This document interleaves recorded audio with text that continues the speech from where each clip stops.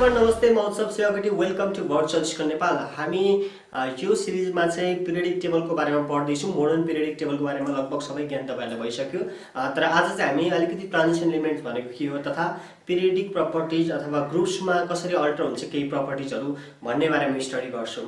So अहिलेसम्म तपाईँले भन्दा अगाडिको भिडियो सिरिजहरू हेर्नुभएको छ भने माथि गएर हेर्नु होला, प्लेलिस्टमा गएर। And let's begin today's class. Periodic अथवा ग्रुप्सको प्रपर्टीहरू भन्दा अगाडि पहिला हामी इनर ट्रान्जिसन र ट्रान्जिसन एलिमेन्ट्सको बारेमा जानौँ। यदि तपाईँले पिरियडिक टेबल हेर्नुभयो भने त्यहाँनिर ब्लक छुट्टेको देख्नुहुनेछ। एस ब्लक, पी ब्लक, बिचमा डी ब्लक अनि तलपट्टि एफ ब्लक भनेर त्यसरी देख्नुहुनेछ। So S block elements, P block elements, D block elements र एफ ब्लक एलिमेन्ट्स भनेर पनि भनिन्छ। त्यो एलिमेन्ट्स जुन चाहिँ यिनीहरू डिफ्रेन्ट ब्लक्सहरूमा पर्छन्। तर त्यहाँ एउटा ट्रान्जिसन एलिमेन्ट्स भन्ने टर्म आउँछ। त्यो चाहिँ के हो त? यदि तपाईँले पिरियडिक टेबललाई मजाले हेर्नुभयो भने एस ब्लक र पी ब्लकको बिचमा पर्ने ब्लकलाई डी ब्लक भनिन्छ र डी ब्लकका सबै एलिमेन्ट्सलाई चाहिँ के भनिन्छ? ट्रान्जिसन एलिमेन्ट्स भनिन्छ। अब तपाईँलाई याद छ भने यदि तपाईँले फर इक्जाम्पल कसैले चाहिँ विदेश ट्राभल गर्दैछ भने यहाँदेखि कुनै एउटा स्पेसिफाइड देशमा जानु पर्यो भने बिचमा मेरो कतै ट्रान्जिट पऱ्यो भनेर भन्छ नि, भनेको ऊ जानुपर्ने अर्कै ठाउँ हो सिरियली जाँदाखेरि, तर उसको बिचमा अर्को पनि एउटा स्पट आउँछ, त्यसलाई चाहिँ हामी ट्रान्जिट भन्छौँ। सिमिलर नै हो। जस्तै फर इक्जाम्पल मजाले हेर्नुभयो भने 1A 2A, अब 3A आउनुभन्दा अगाडि 3B 4B 5B 6B 7B अनि ग्रुप 8 र ग्रुप 1B र 2B, त्यसरी फेरि B को सिरिज आउँछ के। B को ग्रुप B को चाहिँ सबै आउँछ के त्यहाँनिर, त्यसलाई चाहिँ डी ब्लक एलिमेन्ट भन्छ। भनेपछि 1A 2A 2A बाट 3A आउनुभन्दा अगाडि नै के आएछ त्यहाँनिर? बी ब्लक्सका ग्रुप बी का एलिमेन्ट्सहरू आए जुन चाहिँ डी ब्लक्समा पर्छन्। द्याट मिन्स दुईटा 1 2B र 3B को बिचमा ट्रान्जिटमा के पर्यो?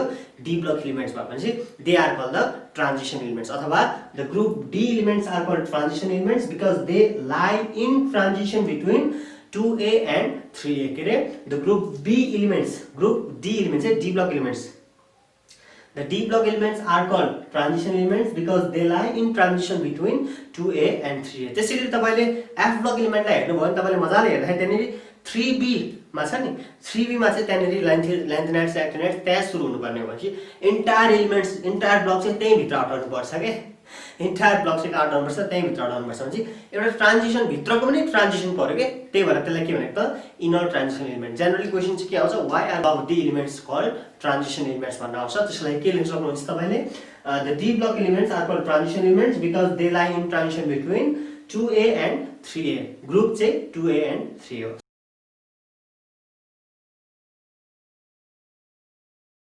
अब पिरियडिक प्रपर्टिजहरु जुन पिरियडिक अथवा ग्रुपमा प्रपर्टिजहरु के छ त्यो अनुसारले हेर्दै छौं। फर्स्टमा आउँछ भ्यालेन्स इलेक्ट्रोन। अब भ्यालेन्स इलेक्ट्रोन के हो भन्ने स्टडी गर्नुभन्दा अगाडि पहिला अलिकति हामी भ्यालेन्स सेलको बारेमा जानौं। भ्यालेन्स सेल भनेको चाहिँ द अल्टिमेट सेल, सबैभन्दा लास्टको सेल अथवा द फाइनल एनर्जी लेभल अथवा the final ultimate energy level अथवा सेल, त्यसलाई के भन्छौं हामी? Valence shell. लास्टको जुन सेल हुन्छ त्यसलाई हामी के भन्छौं त? भ्यालेन्स सेल भन्छौं। र the number of electrons or the electrons that fall in the valence cell is called valence electron। के रहेछ? the electron that falls in the ultimate cell अथवा valence cell is called valence electron। अब यहाँ हेर्नु है त, the electrons present on the valence cell or energy level is valence electron। ग्रुपमा हेर्यौं भने चाहिँ all the elements of the same group has same number of valence electron। यो चाहिँ ग्रुपको हेर्नु है त। फर इक्जाम्पल एउटै ग्रुप हेरौँ त, 1A मा हेरौँ लिथियम, सोडियम, पोटासियम, त्यसमा अब यसको भ्यालेन्स इलेक्ट्रोन डिफरेन्स छ। यहाँनिर मैले इलेक्ट्रोन कन्फिगरेसन गरेको छु 2 1 2 8 1 2 8 8 1। अब यसको जुन लिथियम छ, लिथियमको भ्यालेन्स इलेक्ट्रोन पनि 1 नै हुन्छ, सोडियमको भ्यालेन्स इलेक्ट्रोन पनि 1 नै हुन्छ र पोटासियमको भ्यालेन्स इलेक्ट्रोन पनि 1 नै हुन्छ। भनेको तिनीहरुको फाइनल सेलमा पर्ने भ्यालेन्स इलेक्ट्रोन कतिवटा हुन्छ? 1 नै हुन्छ। भने ग्रुपमा हेर्यो भने के हुने रहेछ त? All the electrons valence electrons are equal. एउटै ग्रुपमा हेर्यौं भने सबैको भ्यालेन्स इलेक्ट्रोनको नम्बर चाहिँ इक्वल हुन्छ। त्यस्तै हामीले ग्रुप 2A मा हेर्यौं भने तिनीहरु पनि के भइन्छ त? भ्यालेन्स इलेक्ट्रोनको नम्बर इक्वल भइन्छ। जस्तै क्याल्सियम म्याग्नेसियमको हेर्नु भने लास्टमा 2 2 देख्नुहुन्छ अथवा भ्यालेन्स इलेक्ट्रोनको नम्बर इक्वल हुन्छ। अब पिरियड्समा हेर्दै गयौं भने फर इक्जाम्पल पिरियड्स 3 पिरियड्समा हेर्यौं भने के हुन्छ त? Number of valence electron increase हुँदै हुँदै हुँदै हुँदै जान्छ के। लाइक 2 थियो, 1 सुरुमा 1 छ, त्यसपछि 2 हुन्छ, त्यसपछि 3 हुन्छ, 4 हुन्छ, 5 हुन्छ, 6, त्यसरी हुँदै हुँदै हुँदै जान्छ। सो त्यसरी चाहिँ पिरियड्स र ग्रुपमा चाहिँ भ्यालेन्स इलेक्ट्रोनको नम्बर यसरी चेन्ज हुन्छ।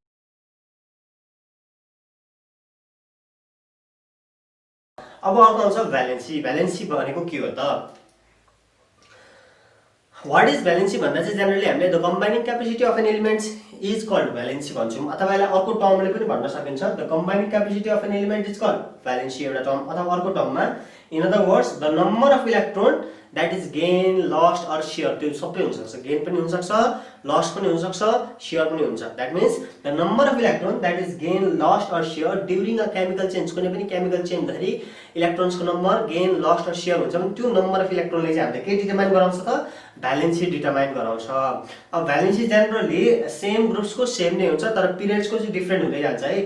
जेनरली यो मेटल्सहरुमा के भनिन्छ त, लास्ट नम्बर अफ इलेक्ट्रोन जति छ त्यति नै भ्यालेन्सी आउँछ, तर नन मेटल्समा चाहिँ 8 minus the last number of electron छ। फर इक्जाम्पल सोडियममा 281 छ नि, त्यो 1 नै उसको उसले कम्बाइनिङ क्यापेसिटी के हो त, उसको उसले कुनै पनि इलेक्ट्रोनिक कन्फिगरेसन चेन्ज गर्दा एउटा केमिकल रिएक्सनमा टेक पार्ट गर्दाखेरि सोडियमले के गर्छ, एउटा इलेक्ट्रोन छोड्दिन्छ। That means it is the valency, 1 is the valency of sodium. But अक्सिजनमा के हुन्छ त, अक्सिजनमा 6 वटा भ्यालेन्सी इलेक्ट्रोन हुन्छ, 6 वटा उसले छोड्न सक्दैन। सो यसको भ्यालेन्सी डिटर्माइन गर्दा हामी के गर्छौँ, 8 माइनस भ्यालेन्सी इलेक्ट्रोन गर्दाखेरि कति आउँछ त, 2 आउँछ, that is it's valency. So यसरी चाहिँ हामीले भ्यालेन्सी डिटर्माइन गर्न सक्छौँ।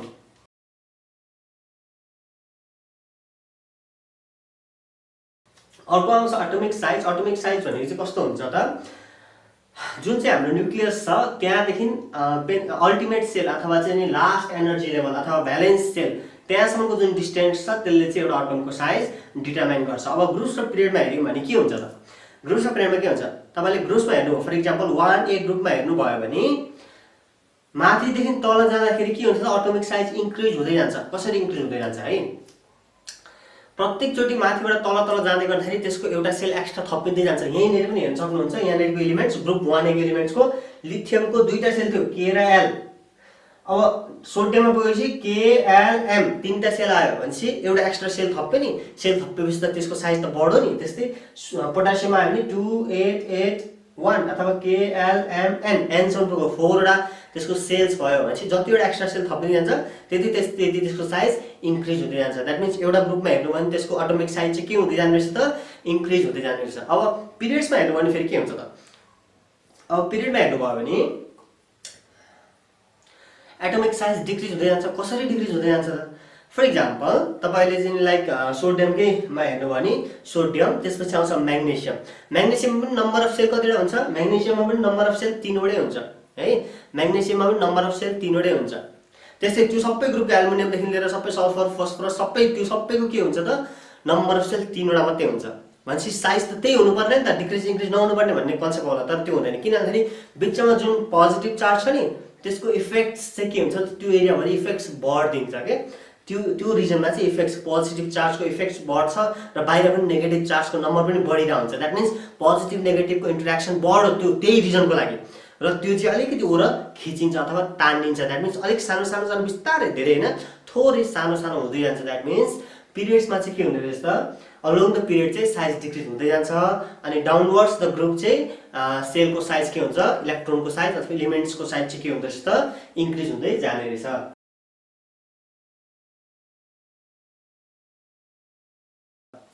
केमिकल रिएक्टिभिटी जुन छ नि, केमिकल रिएक्टिभिटी भनेको चाहिँ एलिमेन्ट्सले कति सजिलै कुनै पनि एउटा केमिकल रिएक्सनमा टेक पार्ट गर्न सक्छ, त्यसले चाहिँ त्यसको केमिकल रिएक्टिभिटी डिटर्माइन गर्छ। केमिकल रिएक्टिभिटीको चाहिँ पिरियड्समा ग्रुपमा हामी फेरि हेर्छौँ, तर एउटा कुरा याद राख्नुहोस्, जस्तै फर इक्जाम्पल जति सजिलै एउटा इलेक्ट्रोन लुज गर्न हुन्छ अथवा उसले इलेक्ट्रोन गेन गर्न सक्छ त्यति बढी त्यसको के हुन्छ त, केमिकल रिएक्टिभिटी हाई हुन्छ, अथवा सेयरिङ गरेर कति सजिलो बस्न सक्छ एउटा कम्पाउन्ड, कति सजिलै फर्म गर्न सक्छ, त्यो कुरालाई हामीले केमिकल रिएक्टिभिटीमा अकाउन्ट गर्नुपर्ने हुन्छ। फर इक्जाम्पल तपाईँले ग्रुप 1A कै एलिमेन्ट्स हेर्नु भने यहाँ साइज त इन्क्रिज हुँदै जाँदैछ नि त, साइज इन्क्रिज हुँदै जान्छ, उसले के गर्नुपर्ने छ, इलेक्ट्रोन लुज गर्नुपर्ने छ। जति ठुलो साइज त्यति कठिन हुन्छ उसलाई बाहिरको इलेक्ट्रोनलाई कन्ट्रोल गर्न। सो उसले कुनै पनि मौका पायो भने लास्टको इलेक्ट्रोनलाई छोडिदिइहाल्छ कि, भनेपछि they are highly reactive. Electron छोड्नु भनेको त यिनीहरूको रिएक्सन हुनु हो नि त, so they are highly reactive. हो यसरी नै हेर्नुपर्ने हुन्छ, डिटेली हामी नेक्स्ट भिडियोमा हेर्छौँ। So what do think about this, go down and comment, like, share, subscribe and hit the bell icon, and see you in next video.